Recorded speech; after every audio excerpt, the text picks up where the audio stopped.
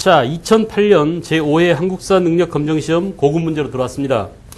예, 28번 문제인데 밑줄 친 이것에 대해서 적절하게 추정한 것이라고 그랬죠. 이것이 뭔지 막연하게 이렇게 물어봤어요. 이제부터 우리 고을 선비들이 하늘이 부여한 본성을 근본으로 하고 국가의 법을 준수하며 집에서나 고을에서 각기 질서를 잡으면 나라의 좋은 선비가 될 것이요. 출세하든지 가난하게 살든지 서로 의지가 될 것이다. 여러분 어때요? 이것에 대해서 주어진 언어적 표현들이 구체적이지 않고 어때요? 아주 막연합니다. 이런 문제가 사실은 난이도가 있는 거죠. 그래 안 그래? 단서를 발견하기 어려운 문장이 나왔을 때 여러분들이 제일 헤매고 그 답을 찾기 힘들었단 말이에요. 알겠어요? 자, 지금 이 내용을 보면은 우리 고을 선비들이 그죠? 또 국가의 법을 준수하며 각기 질서를 바로잡으면 이런 내용이 나왔는데 또 밑에 내려가 보세요. A를 해침으로써 우리 고을 풍속을 무너뜨리는 자는 바로 하늘의 뜻을 거역하는 백성이다. 벌을 주지 않으려고 해도 주지 않을 수 있겠는가? 따라서 부득이 이것을 만들어야 한다. 라고 지금 이것 만들기를 주장하고 있습니다. 알겠어요? 이게 바로 뭐냐? 막연하지만 이것은 바로 향약이에요. 향약. 알겠어요? 향약. 그래서 상당히 여기에서 이 글만 가지고 향약을 도출해낸다는 게 쉽지가 않습니다. 쉽지가 않아요. 선생님하고 좀 정리 좀 해볼까요? 그래서 이제 사실은 향약에 대해서 우리가 좀만 더 들어가 보면 향약은 향촌의 자치 규약이라고 볼 수 있죠. 요걸 줄여서 말이에요. 요걸 줄여서 향약이라고 한단 말이에요. 향약. 알겠어요? 그래서 향약 또는 뭐 향규라고도 부르기도 하는데 자, 이 향약은 향촌의 자치 규약을 말한다. 원래 조선시대에 향청이 있었습니다. 이 향청을 또 다른 말로 뭐라고 그랬죠? 유향소라고도 했었죠. 유향소. 그래서 이 향청이나 유향소는 그 지방의 유력한 누구예요? 유력한 양반들이 지방 행정에 직접 간접으로 참여할 수 있는 길을 열어준 것이에요. 그런데 이 향청이 조선 15세기와 16세기를 지나면서 훈구파들의 세력 확장에 이용당하게 돼요. 알겠어요? 자, 이 훈구파들이 말이죠. 훈구파들이 조선 15세기에서 16세기를 지나면서 점차 이제 대토지를 사유화해 나간답니다. 알겠어요? 우리가 이것을 다른 말로, 다른 관점에서 보면은 이렇게 이제 톱니바퀴처럼 연결돼 역사가. 알았어요?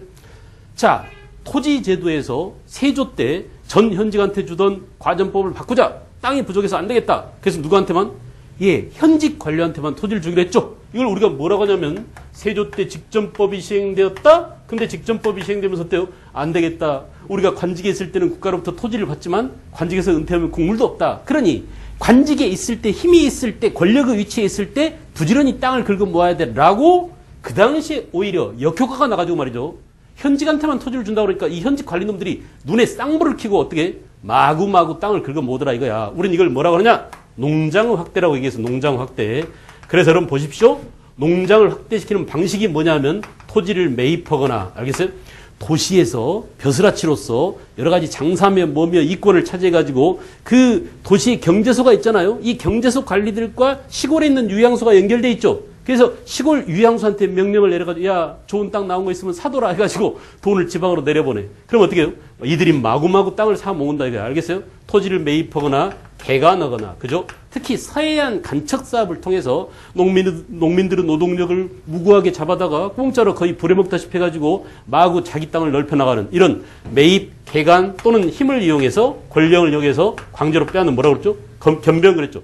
이런 방식으로 말이죠. 훈구파의 세력이 확장되고 있었어요. 이런 훈구파의 비리를 견제하기 위해서 누가 등장했느냐?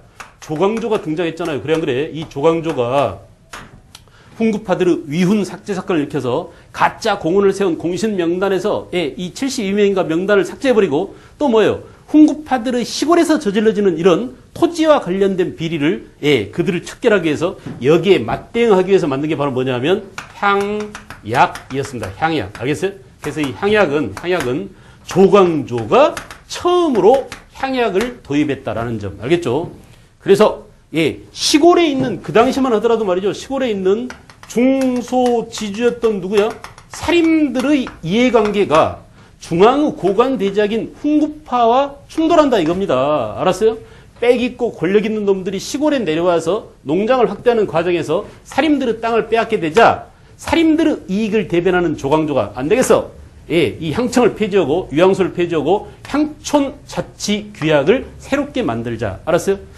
그러나 이제 여러분 우리가 알다시피 조광조는 예, 기묘사로 죽음을 당합니다. 그래 안 그래? 기묘사로 죽음을 당해서 조광조의 그 개혁 정체는 결국은 실패로 돌아가고 말죠. 그래서 이 향약도 그 당시에 널리 퍼지지 못했는데 나중에 이제 조광조 제자뻘 되는 누구야?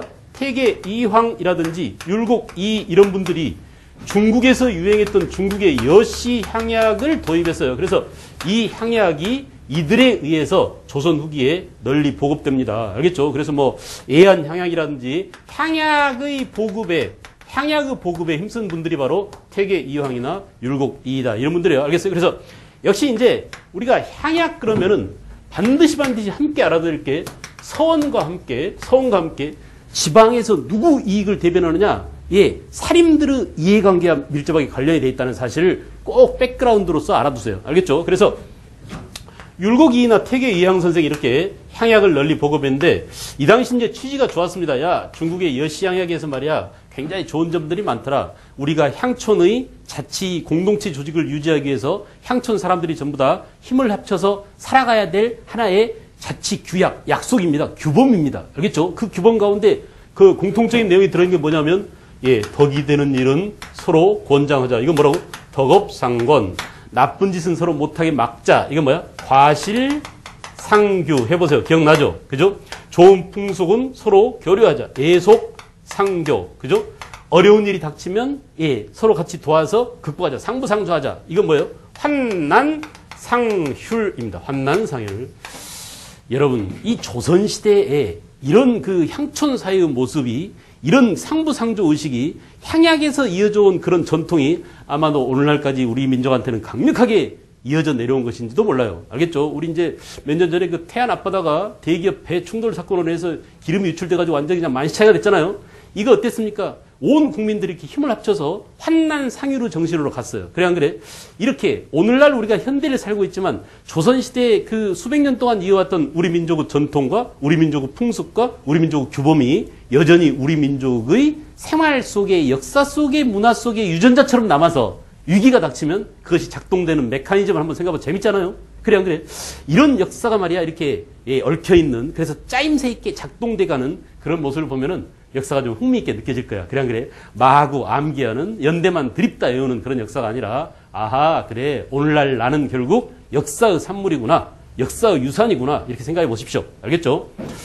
자 어쨌든 이제 이황과 이에 의해서 이런 그 4대 덕목을 내세우는 여시향약과 비슷한 이런 향약들이 널리 퍼져나갔어요. 알겠어요? 그래서 향약이 널리 보급되게 되더라. 알겠어요?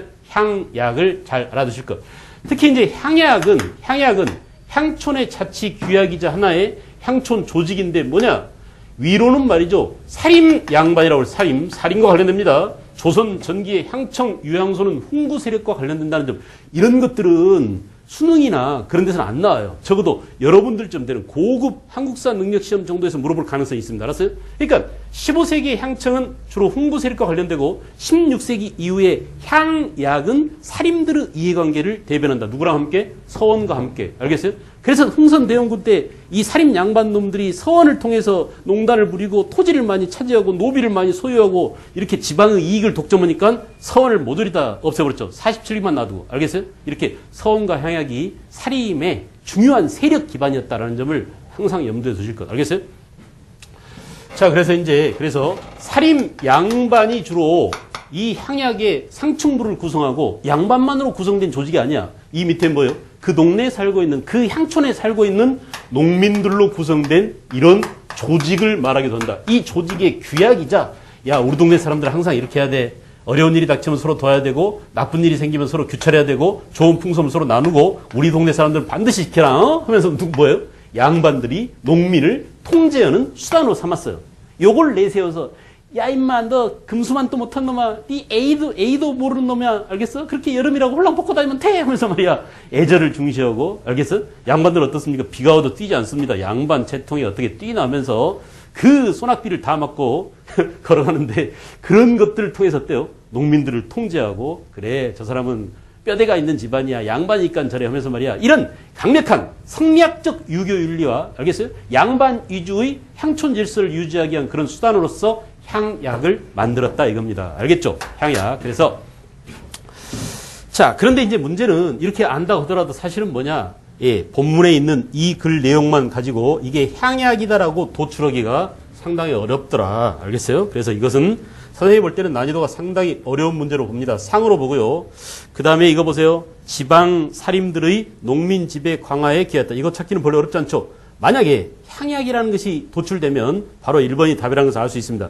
9년을 단위로 유양소 조직과 권능을 교정. 안 됩니다. 유양소하고는 서로 상반되는 것이죠. 그래 안 그래? 그 다음에 공동연대와 상부상조를 위한 공동노동조직이었다. 이거는 뭐냐? 이 공동노동조직은 우리가 향도라고 불리는 것이에요. 향도와 향약을 헷갈리면 안 돼. 향도는 저 멀리 삼국시대부터 있었던 노동공동체 조직입니다. 알겠어? 양반이 끼는 게 아니야. 알겠죠? 그래서 예, 향도는 말이야. 서민들이 서로 상부상조하고 힘든 일이 있을 때 이렇게 모여서 같이 노동하기 위한, 알겠어요? 개라든지 둘이라든지 오히려 그런 것들과 성격을 함께하는 그런 공동체 노동 조직을 향도라고요. 여러분 기억나죠? 화랑도를 용화 향도라고 부르기도 했어요. 알겠어요?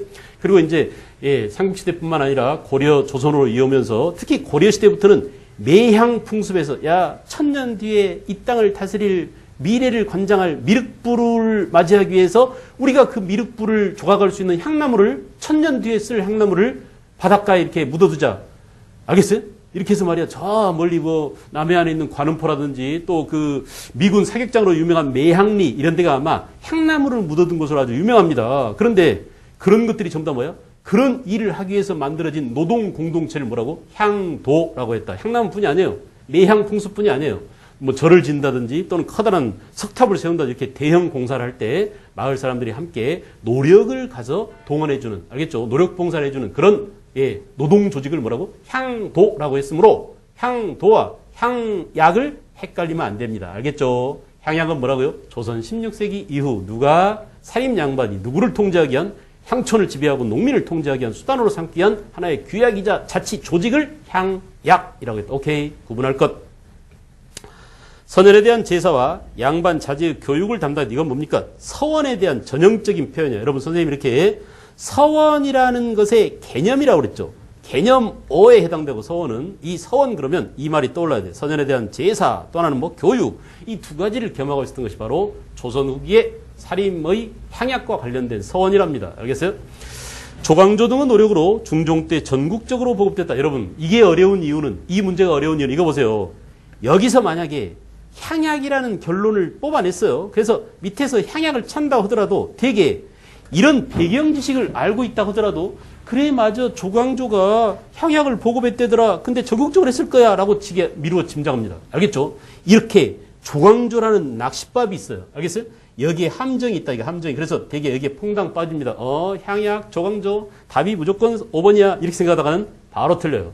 정답은 뭐라고요? 1번이 답이다. 이게 알겠어요? 그래서 선생님이 볼 때는 28번 문제는 본문에서 향약을 찾는 것도 어려울 뿐만 아니라 선택지에서 5번을 피해가는 것도 상당히 어렵습니다. 알겠죠? 그런 의미에서 난이도를 상으로 잡았습니다. 여러분 틀린 사람은 너무 자책하지 마십시오. 어려운 문제였으니까요. 알겠죠? 그 대신 이제 어때? 이렇게 문제를 풀면서 개념이나 뜻이나 이런 것들을 명확히 잡아나가는 게 굉장히 중요합니다. 됐어요? 넘어가겠습니다. 네. 한 문제 갖고 너무 많이 소비했군요.